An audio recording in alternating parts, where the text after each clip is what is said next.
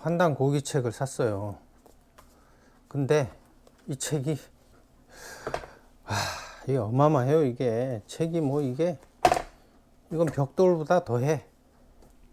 한 1600페이지 되는데 이게 안경전이라는 사람이 번역을 한 건데, 이 사람이 뭐 저기 종교 단체 사람이죠.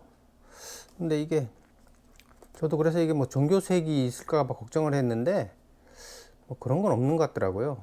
이거하고 뭐 별도로 봐주시면 될 것 같고, 이게 1400페이지예요. 근데 너무 두꺼워 가지고 이게 앞에는 600페이지 정도 이렇게 해설로 돼 있고, 뭐 해제 비슷하게 뭐 우리나라 역사 전체에 대해서도 뭐 이렇게 쓰고, 뭐 한단 고기가 우리나라 전체 역사에 관련된 거니까 뭐 조선 빼고 고려까지 있으니까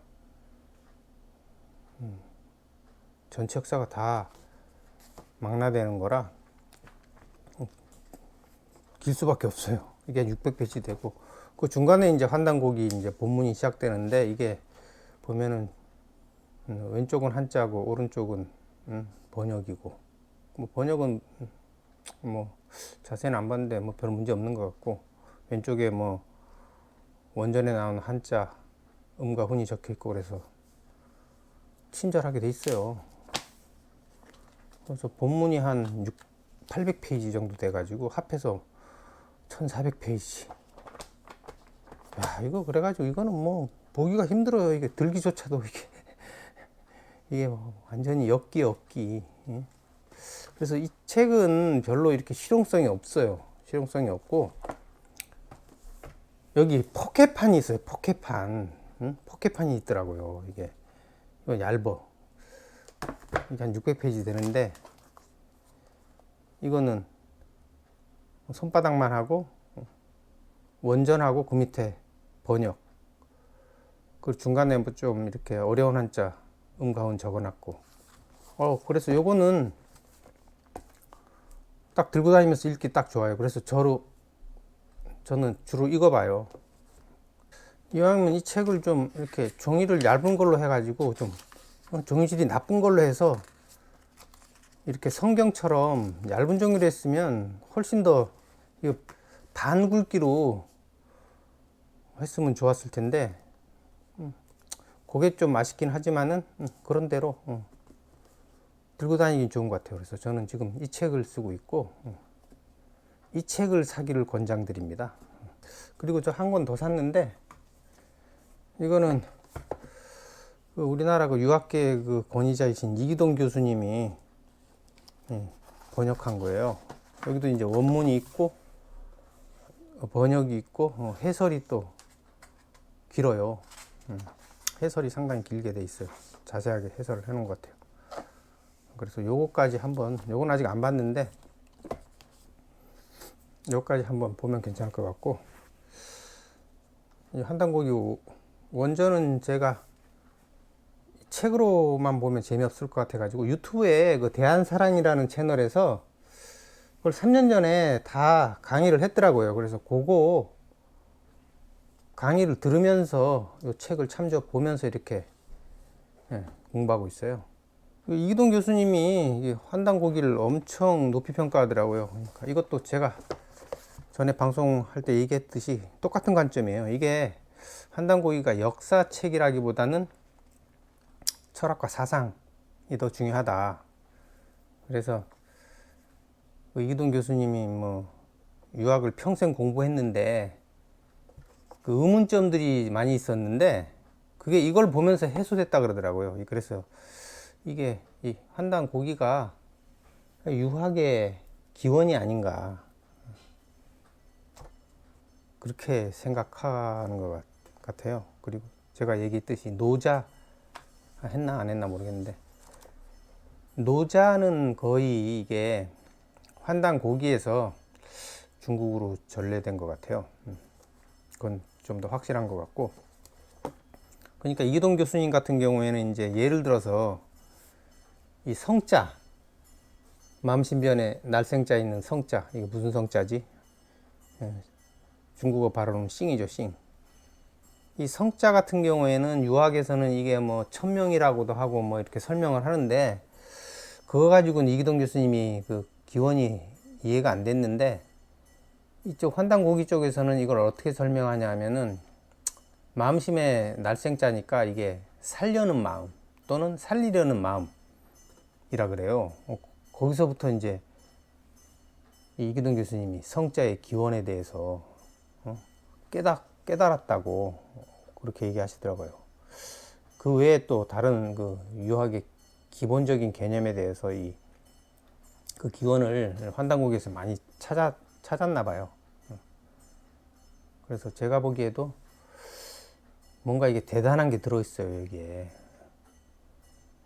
이기동 교수님은 이게 이제 앞으로 그 세계 사상과 철학을 대체할 그런 가능성이 있는 엄청난 것으로 보고 있고, 저도 그렇게 보고 있어요. 그런 가능성이 굉장히 높다. 이도일 교수님도 그렇게 얘기하고, 그렇게 얘기하는 사람들이 많아요. 그리고 위서 논란에 대해서 얘기하자면은, 그러니까 위서 논란의 근거로 삼는 게 이제 여기 현대적인 용어들이 많이 들어갔다고, 이제 이게 처음 발행될 때가 1979년인데, 그때 이유립 선생님이 발행을 했는데, 그때 이유립 선생님이 창작한 거다, 이렇게 주장을 해요. 근데 그 주장이 설사 맞다 하더라도, 이게 역사보다는 철학이 더 중요하다 그러면은, 이게 위서라고 할 수 없는 거죠, 이게. 이 환단고기에 들어있는 역사는 그 철학이 현실적으로 실천되고 구현되는 그런 거를 기록한 거라서 밀접하게 관련은 있죠. 이게 안 넣을 수가 없는데, 근데 그 철학이 더 중요한 거고, 그런 면에서는 이게 위서라고 보면 이게 완전히 넌센스죠, 이게. 비슷한 경우를 들자면은 불교 대승경전 같은 경우를 들 수 있죠. 대승경전 같은 경우에는 그 부처님이 이게 설한 내용이 아니죠, 이게 전혀. 그건 확실히 팩트죠. 그건 100% 부처님이 한 게 아니라, 그때 인도에서 그 대승 불교 운동이 일어날 때 그 제가불자들이 지은 거죠, 이게. 그 지은 사람들 이름도 다 알려져 있고 그런데, 그거 근데 불경이라고 다 인정하죠, 이게. 그 위서라고 안 한단 말이에요. 응?